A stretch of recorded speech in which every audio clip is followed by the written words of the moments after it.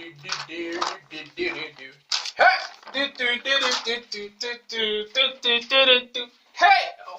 and welcome to Get Small Quick, and my name is G Money, and on today's episode, we're gonna talk about something very intriguing. A lot of my friends have been hitting me up. They're like, "Oh no, I need help with this, I need help with that." In today's issue, we're gonna go deep into what it is now.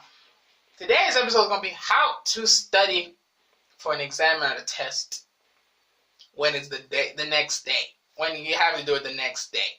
This is how you're gonna do it, bro.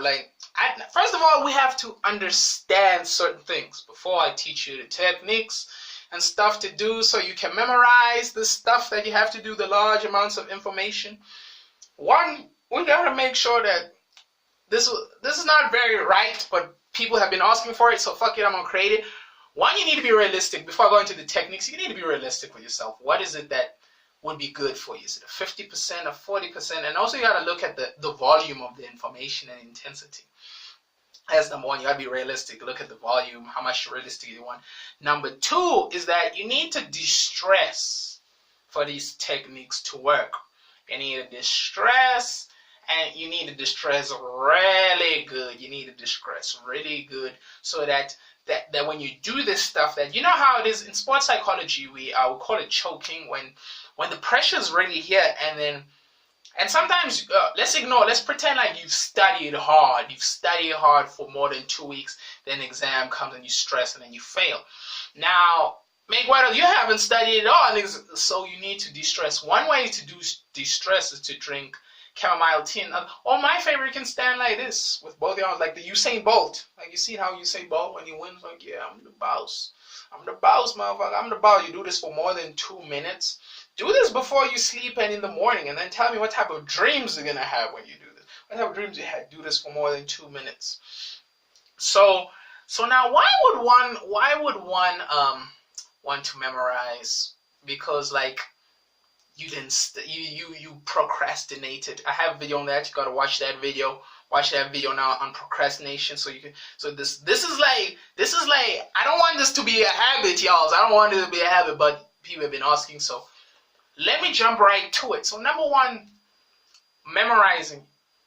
The deadline is here. So now, how do you retain all that information?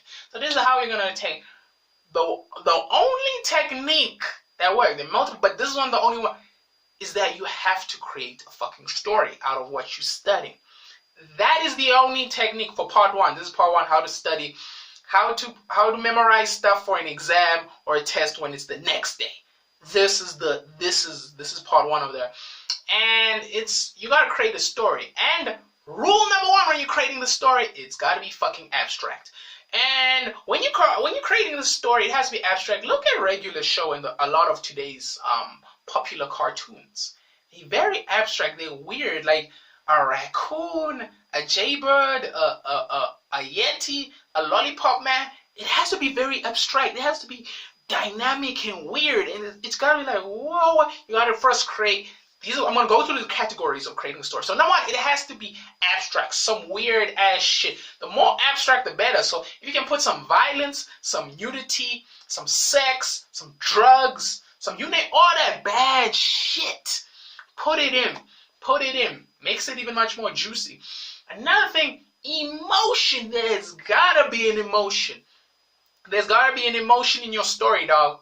We do not share stories from 2,000 years if it doesn't evoke some kind of emotion. If you're struggling with the emotion thing, what you can naturally do is take things from your life, events in your life, and you link it. You create like a metaphor. You create a metaphor for whatever you're trying to study right now. Like, I was reading a story about a dude who was like, I want to be the richest man in the world, and he spoke to this wise man, and he said, the secret to your wealth is right in front of you. And he was like, I don't understand it. And he went all over the world, and he's like, I don't see the wealth. And then the dude died. He fucking died. And then after that, some people inhabit his household, and then they find these shiny rocks, and they start attracting people, and and people are like, dog, I think you have some diamonds or some fancy jewels. Like, nah, let's bring in the jewelers. You really have fucking jewels? Oh shit, and the dude becomes rich. How does that story relates to everybody? We've all been looking for something, but it was right under your fucking nose.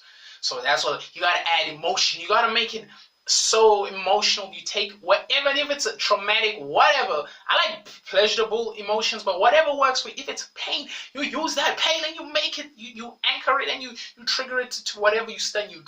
You latch it on. The next thing is gotta be weird. It's gotta be fucking weird. It's gotta be weird so you can remember that shit. How many times? Like, let's be honest. Like, a lot of you don't remember shit that's generic. Let's be honest. How many of the people on your phone, the artists, are generic? No, they're weird. They're different. It's gotta be weird. It's gotta be different. It's gotta be pushing the boundaries, challenging assumptions. That's what it's gotta be weird. Another thing, my favorite, it's gotta be contrast. So contrast, what does contrast mean? Contrast is gonna be similar to abstract, but it's different. Contrast works like this: black, white, female, male. Circle, square, whatever. It's gotta have a polar opposite that's twice as strong. So let's say you're studying religion or something, and then Christianity is one of them. Then you're gonna think of Satanism, then Islam you can think of Zoroastrianism, and then you constantly try and find the polar opposite. So you can remember that. Try and find the opposite. You can't create an opposite of that thing. Create an opposite. Another thing is, the story's got to be in motion. It's got to be in motion. And what do I mean in motion? It's got to be in motion in the sense that you can't tell a boring story like there was the cat sat on the hat and then it fell. No, it's got to be the cat sat on the hat. It sat on its own tail. Its own tail exploded. And then blood turned into semen. Whatever. It's got to be weird. It's got to be weird so that you can remember. It's gotta be weird, but in the motion here, we're making an interesting dynamic story that's very colorful. That's another thing with your story. It's gotta be very colorful. It's gotta be very colorful, very superficial. It's almost gotta be like a music video in your head. The story that you're making, it's almost gotta be like that music video. Abstract, weird. If it's not a music video, it's gotta be weird like a cartoon, bro. It's gotta be weird like a cartoon, so it engages your mind and you remember the information much more. And number two, the picture. It's got to be a picture in your mind, and that picture has to be colorful. Make it bright, make it exciting, add don't make it just animation, add like texture, make it almost like it's 3D, make it like it's gonna pop in your fucking face, make it that so it's jarring and you remember that time. And this one is gonna be, I'm gonna go deep into this one in part 2 of how to memorize. Let me not say study. This is not study. This is how to memorize in case a test or an exam is the next day, and that is spatial memory. Spatial memory is basically how you memorize shit into relation to where you are. So, for example, I know if I close my eyes, there's a wall behind me. There are posters. There's posters. I'm wearing not a green shirt. I mean a orange shirt, or this orange shirt with some writing on it. It's gray and black. That's spatial. If I close my eyes, that's spatial. Or posters behind me, wall, that type of thing. Phone, that's what's spatial. But I'm gonna go deep on how to use this to spatial. But basically, this is much more important because now you can link what you're studying to spatial things. But I want to go into a part of ethics. I feel for me, not for you. You don't care. I know you don't give a fuck, but this is for me.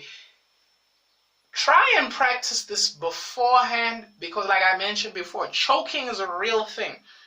Choking is a real thing. So de-stress. Another thing is practice this, next time. Learn from your mistake. Learn why you waited last minute, dog, to fucking study.